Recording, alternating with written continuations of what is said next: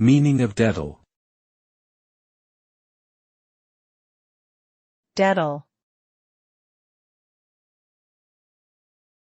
Dettol. Dettol. Dettol.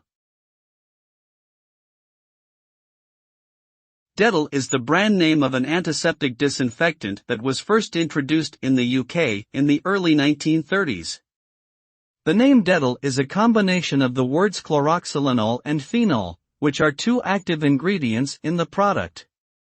Dettol is known for its ability to kill germs and bacteria on surfaces, skin, and wounds.